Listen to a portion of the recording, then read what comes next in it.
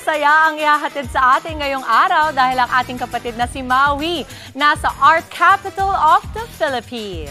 Ngayon, ang Angono Rizal po para sa On The Go na makikisaya sa selebrasyon ng Gigantes Festival. Mau, ano na ba ang mga kaganapan dyan ngayon? Good morning! Wow, hi Mau! Igalaw mo ang baso mo. Hi! Ay, kita niyo ba ako?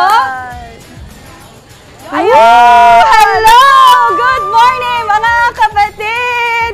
Mama Dems, hello, good morning at sa lahat po na nandiyan ngayon sa studio at lahat po nanonood ng Good Morning Kapatid. Napaka-exciting po ng umaga natin dahil nandito tayo ngayon sa Gigantes Festival dito po sa Angono Rizal at very exciting po ang mga naka-ready para sa ating ngayong umaga at para pag-usapan po yan, makakausap natin ngayong umaga si Sir Lloyd from isa po sa mga Tourism Office staff. Sir Lloyd, good morning po. Good morning po. Good morning kapatid, batiin niyo po ang ating mga viewers.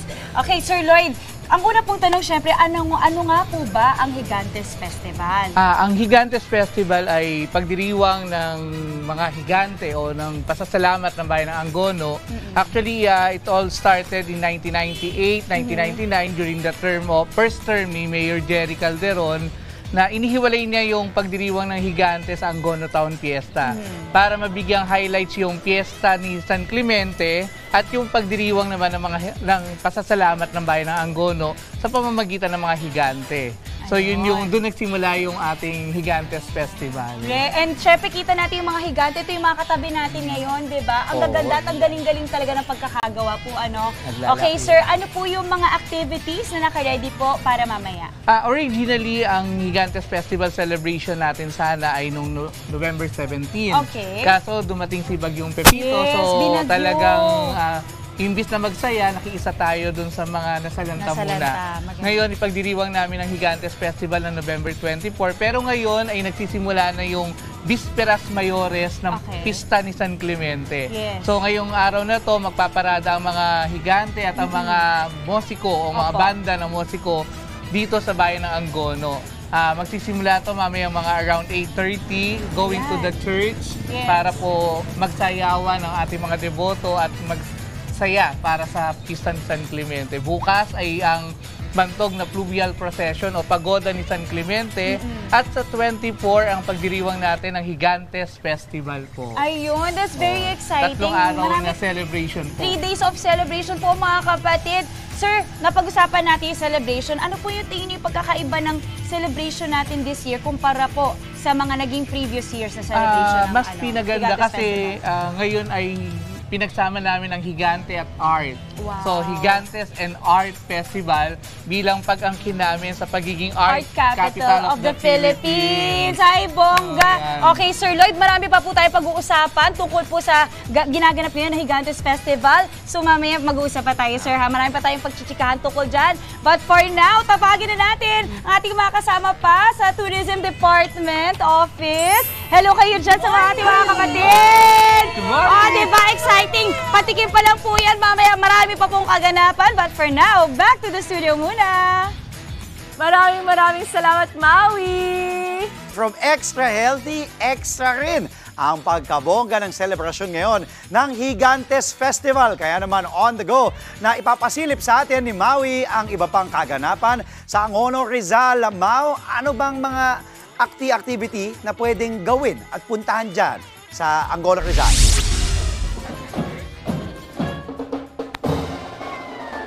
Ayan, Andre!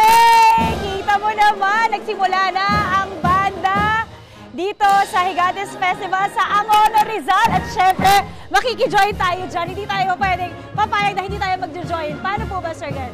Ayan, ganun-ganun lang, di ba? Ganun lang ang atake. Pero ito na nga, nagsisimula na sila mag-ready kasi by 8:30 sila po ay magpaparada na. At kita nyo naman po, nakijoin na rin ako. Kasi ngayon, nandito na rin po tayo sa kalye kung saan po lumipat kami ni Sir Lloyd. Kasama ko rin po si Sir Lloyd dito kasi nandito po sa likod namin yung isa sa mga talaga famous na murals dito na inspired by Botong Francisco. Ang isa po sa ipinagmamalaki po talaga dito sa Angono Rizal na Philippine National Artist. Yes, yan ang aming national artist dito sa bayan ng Angono. Isa sa national artist. Together with Lucio San Pedro, Yes. na siyang inspired naman sa music. So, pinagsama kasama namin ang music and art Yes. sa araw na to. Wow! At ito na nga, may pasample na tayo ng music. Tapos mamaya po, titignan natin yung mga art na naka-display sa gymnasium. Okay. Okay, sir, yes, go ahead, sir. Itong street na to, dito isinilang si Botong Francisco. Wow! Dito siya lumaki sa street na to. Sa kabila naman si Luz San Pedro. Wow. Itong mga murals na nakikita natin na to ay mga inspired sa mga gawa ni Botong Francisco Opo. na nasa collection ng maraming collector sa Manila, sa Yes. iba't ibang bahagi ng mundo.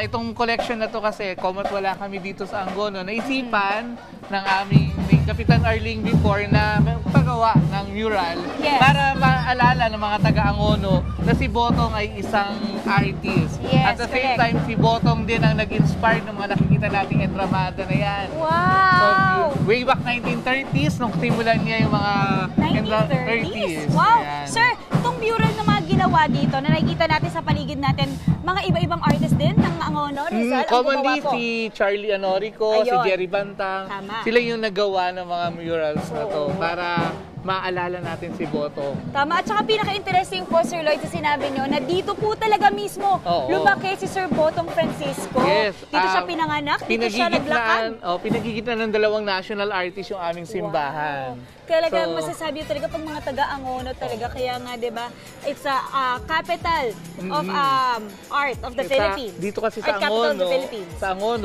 simoy pa lang ng hangin sining na. Totoo. At Iba makikita talaga. mo sa bawat kilos namin, may sining at kultura na makikita Tama. dito. Very rich in culture po talaga dito sa Angono, Rizal. Kanina po, sir, napansin ko lang, ang banggit nyo kanina sa Angono is Angono. May pagkakaiba po ba doon sa pagpapapronounce ng Angono? Actually, Angono, Angono, isa lang naman siya. Pag taga-Angono ka, Angono ang banggit mo. Okay. Pag yung kumbaga, dayo ka dito, Angono, kasi yung spelling niya. Oh. Pag matatanda naman, Anguno. So iba-iba pala. Oo. Kaso ako Angono po ang sabi ko. So feeling ko talaga taga dito ako Yes. sa Angono, Rizal. At home. Ang pakiramdam ko. At saka sir, share ko lang talaga na dito po sa Angono, kahit saan kayo mapatingin, makita nyo talaga yung culture nyo. At napakaganda. Actually, pangunahing ng aming pamahalang bayan na ingatan yung heritage namin dito. So ngayon ay unti-unti namin pinayayaman yung heritage na yun para hindi mawala sa susunod na henerasyon yung aming kultura. Kumbaga ma-maintain yung heritage po dito sa Angono, Rizal. Ayan sir, napaka-exciting. Mamaya po, alam ko, babalik naman tayo sa gymnasium kasi doon na makikita talaga yung lahat ng mga art. Yes. Mga Different forms of art. Yes, different forms of art. Nandun yung mga higantes din mamaya. Makikita Nandun natin. yung mga bonsai, nandun yung mga Bonsai. paintings. At mga pagkain, mga ibinibenta at ipinagmamalaki po dito sa Angono, Rizal. Kaya, ayan po muna ngayon dito sa Angono, Rizal sa Higantes Festival. Pero for now, balik studio. Mamaya po, magbabalik tayo. Maraming salamat. Babalikan ka namin mamaya-maya. Maui live mula sa Angono, Rizal. Tampok ngayon sa selebrasyon ng Higantes Festival ang mga produktong Tatak Angono. At on the go na ibibida sa atin yan ni Maui. Mau, ano bang mga produkto ang meron dyan ngayong umaga? Mama Des, eto nga nakita niyo naman, feel na feel ko pa rin ang Higantes Festival dito sa Angono, Rizal. At tama nga yung sinabi mo, nandito tayo ngayon sa gymnasium kung nasaan ang mga produkto ng mga taga-Angono dito sa Rizal. At para pag-usapan po yan, makausap po natin ngayong umaga si Ms. Jam Simpao, ang isa po sa mga tourism office staff. Ms. Jam, good morning Hello, kapatid. good morning po. Okay, Ms. Jam, nandito na tayo sa gymnasium nga naman. At nasa likod natin ngayon ang iba't ibang produkto po Yes ng po. Angono. Yes. Isa-isahin po natin yan, Ms. Yes, Jam. ma'am. Ano po mga nandito ngayon? So, eto pong nasa harap ngayon is yung family of Higantitos. Higantitos? So, usually ma'am, eto yung binibili sa amin ng mga taga rito, especially yung mga kababayan namin na nasa ibang bansa kasi gustong-gusto nila yung nakadisplay yan sa bahay nila. Tama. So, they are very proud na taga-Angono sila. Oo naman, at nakaka-proud naman talaga. At ito po, itong headband na suot ko. Nandito din yan. Magkano yung ganito, Miss Jam? Etong headband na suot ni Miss Mau is 120 pesos po. Oh, sobrang cute. Tapos kita mo may mga higantes sa taas, di ba? Yes. Yan. Tapos meron din tayo mga ref magnets. Yes, ref magnets. At ang nakakatuwa, mug. may t-shirts. Yes, ang dami na Ayan, rin ang bumibili ganda. niyan, ma'am. So, etong mga t-shirts na to is usually meron na niyang may suot ngayon.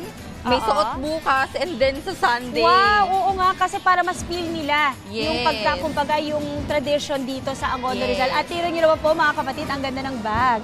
Kung napapansin nyo po, meron din siyang artwork kasi tulad nga na sinabi natin, very rich po Yes. sa art dito sa Angono. Very much yung color, ma'am, sa outfit Di mo. ba? Bagay na bagay. Parang At ang para ganda. sa'yo talaga yung Sino po bayong. gumagawa ng painting So, dito? eto naman bayong na to is hand-painted by Mr. Casmo Toda. So, siya rin yung gumawa nung headband na suot mo ngayon. Wow, okay, okay.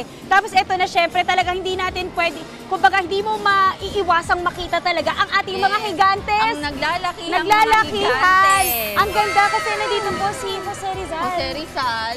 Sila at saka si Santa. Claus. Dalawang Santa Claus, Dalawa. dalawang version. Opo. Ang tanong ko nga kanina, Miss Jam, di ba, syempre alam na natin itong mga higantes po, dito po pumapasok yung mga tao. Yes. Tapos nagsasayaw-sayaw sila, no? Lalo na sa Sunday. Yes. Maraming mas mga higantes Mas na ipapakita. marami sila. Kumbaga full cast, nandyan po lahat sa Sunday. Pero ito, interesado ko kasi nakita ko napakaganda po ng pagkakagawa, no?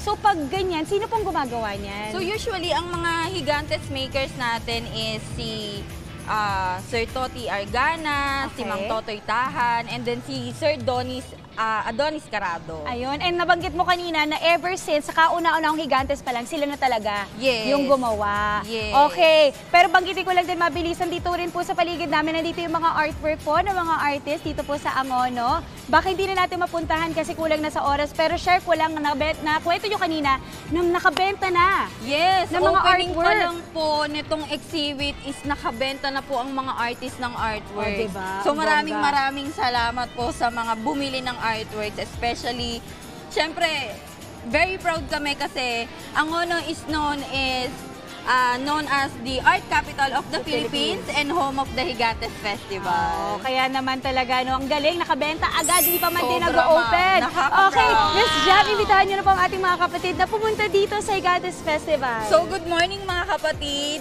Iniimbitahan ko po kayo na bisitahin ang Angono ngayon.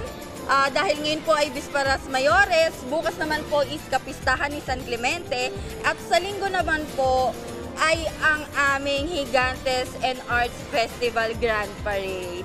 So makikita nyo po dito ang full package ng mga Higantes dito sa bayan ng Angono. Very nice, and it's open for everyone. Yes. At 8 a.m. pa lang po, bukas na, pwede na po, tas 8:30 po yung mga parade na ginaganap. Yes. Ayan. Miss Jam, maraming Thank salamat. you so much, Miss Ang dami Ma'am. kong natutunan today. For sure, babalik tayo dito every year. Kaya yan po muna dito sa Angono Rizal, live na live. Balik po muna sa studio, mga kapatid. Maraming salamat, Maui!